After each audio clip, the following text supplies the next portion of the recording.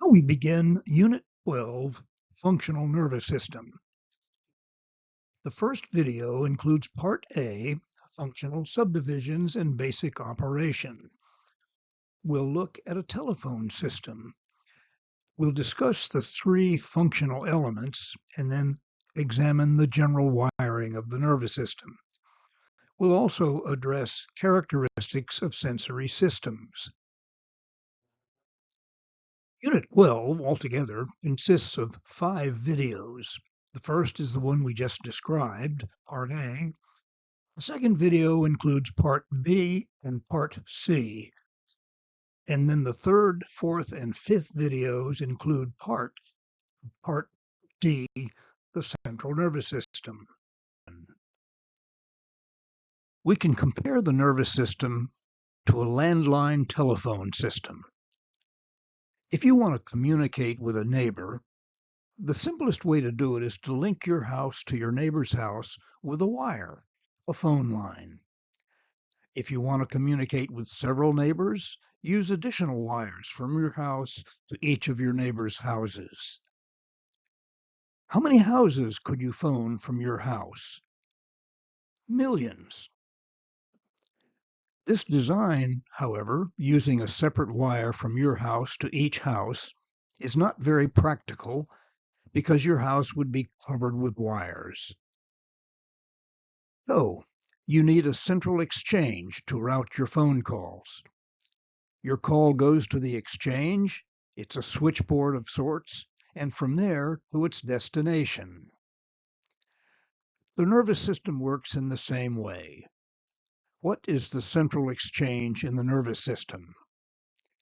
Now you may say the brain, but no, it's the central nervous system. What are the wires in the nervous system? The neurons, actually the axons of the neurons. We can divide the nervous system into 3 functional elements. Now this concept is probably new to you, but let's relate it to what you already know. Remember, the body is designed with 2 parts.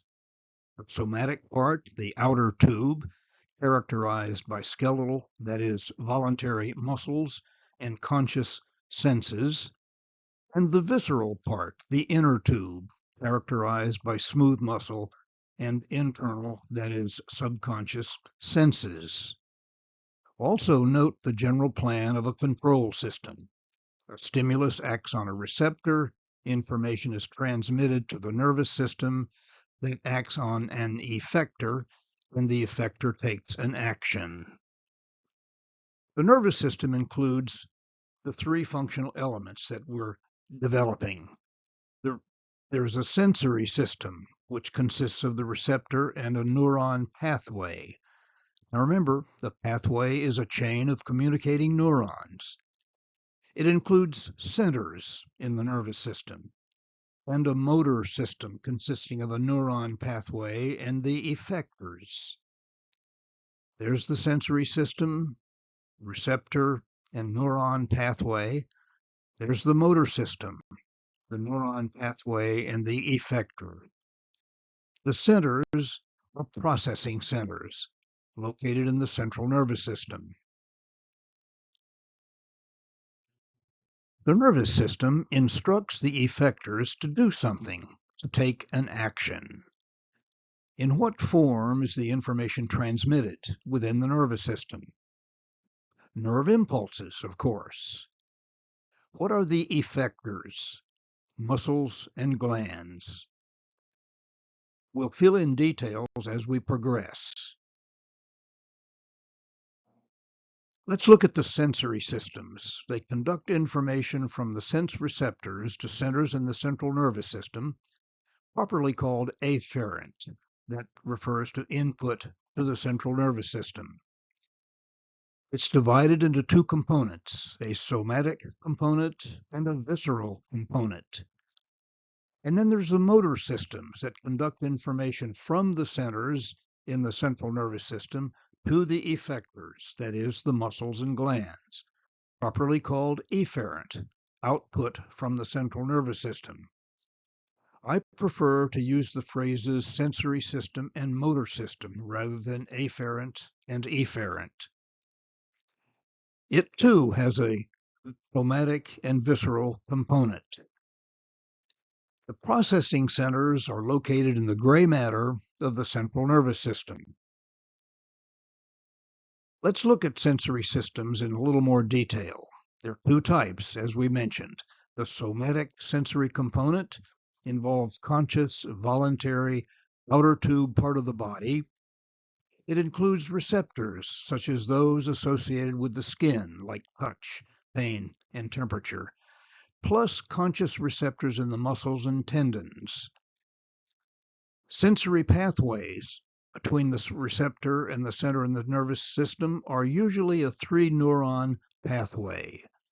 First-order neurons conduct from the receptor into the central nervous system. Second-order neurons conduct up the central nervous system, and the third-order neurons conduct information to their final destination. Its function is to transmit information to the centers. Then there's the visceral sensory component. It involves the unconscious involuntary, so-called inner tube part of the body. It includes receptors in the internal organs of the body. We're not aware of these. And it involves complex pathways from the receptor to the central nervous system. What about the motor systems? Again, two subdivisions. The somatic motor component involves the conscious, voluntary, outer tube part of the body. It includes motor pathways between centers in the nervous system and the effectors. In the somatic component, this is often a 2-neuron pathway with an upper motor neuron within the central nervous system and a lower motor neuron conducting to the muscle. It has effectors such as the skeletal muscles and, of course, the glands. Its function is to transmit information from the centers. Then there's the visceral motor component. This is a very important one. It's the unconscious, involuntary, inner tube part of the body. It too includes complex pathways to the internal organs, and it has its own name. It's called the autonomic nervous system. It has two subdivisions with opposite effects: the parasympathetic nervous system and the sympathetic nervous system. We'll discuss the autonomic nervous system in some detail a little later. And then we have the centers, the third functional element. These are in the gray matter of the central nervous system. Notice I keep referring to central nervous system rather than brain, because much of the processing does take place in the spinal cord. These centers process the information. I use processing as a catch-all term, meaning a lot of stuff is going on. Over 99% of the information that begins from the receptors is discarded before it ever reaches the centers. How can that be? Well, along the pathway at some of the synapses, the postsynaptic neuron fails to reach a threshold potential, and that's the end of that transmission. Most of the rest, it's less than 1%, does reach the centers. It's stored. What is it stored? What is it called? Memory. Unlike most organ systems, the nervous system in general is not divided into discrete organs that carry out specific functions, like the heart as a pump, the lungs exchange gases, and so forth. Instead, the nervous system seems to have a little bit of every part in each organ. Consider a nerve, for example. A nerve usually consists of all four components of the nervous system. A single nerve may contain sensory, motor, somatic, and visceral axons. Likewise, white matter of the central nervous system does as well. Memory is not stored in a specific part of the nervous system. Control of movement involves many different areas of the nervous system. Now, let's look at the general wiring. Don't panic when you see this diagram. I know it's complicated, but I don't expect you to memorize it in the next few minutes. I'll come back to this diagram quite a bit to illustrate certain characteristics of the nervous system.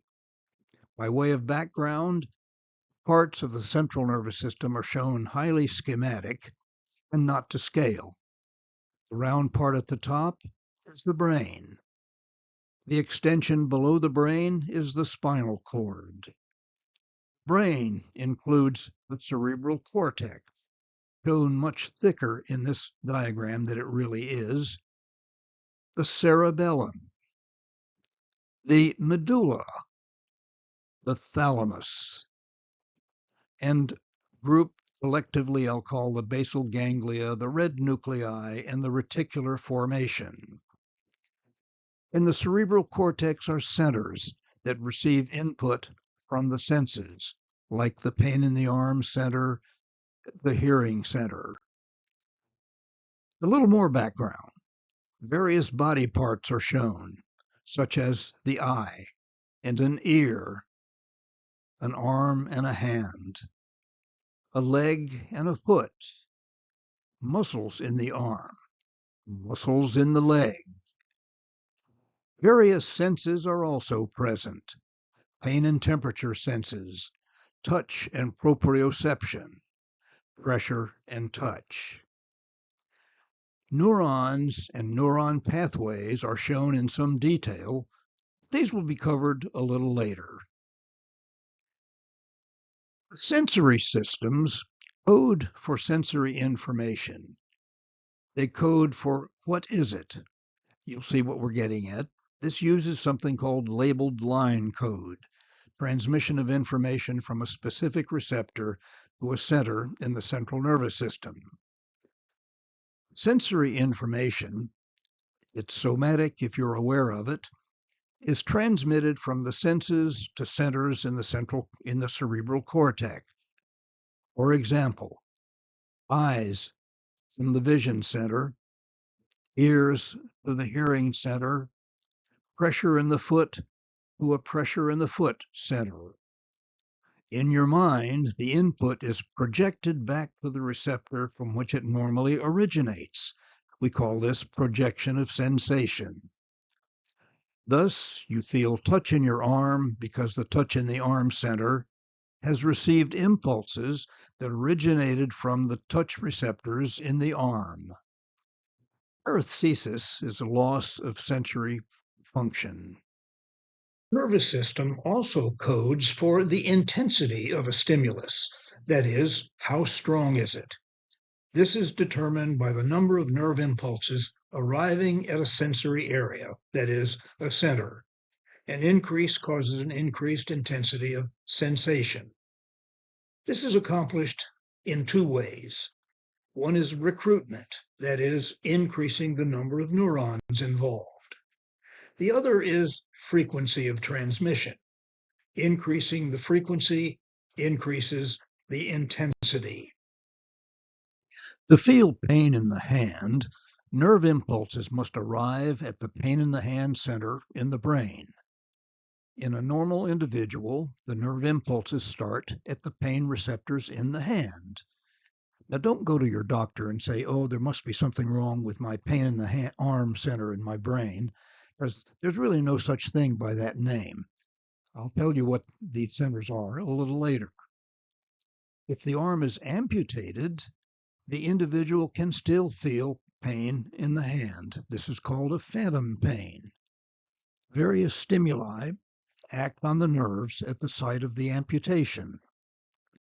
Nerve impulses are generated that travel to the pain in the hand center.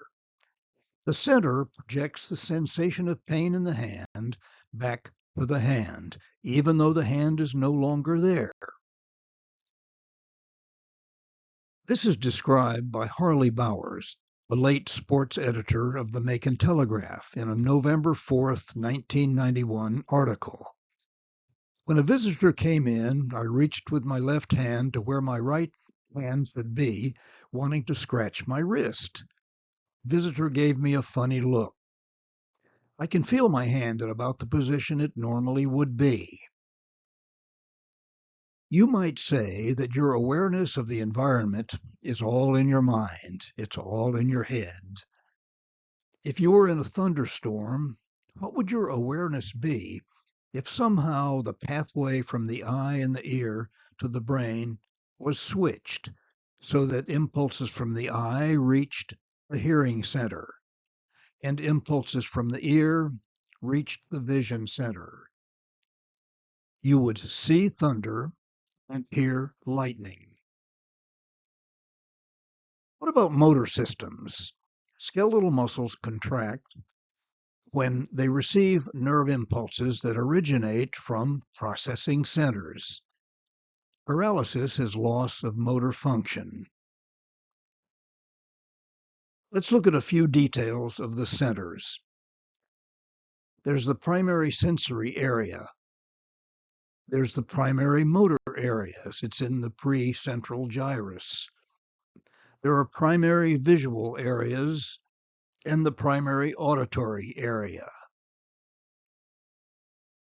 Looking at these in a little more detail, if we were to separate the brain into a front and back half and look at the clipped surfaces indicated by the arrows, we can see the primary motor and primary sensory areas.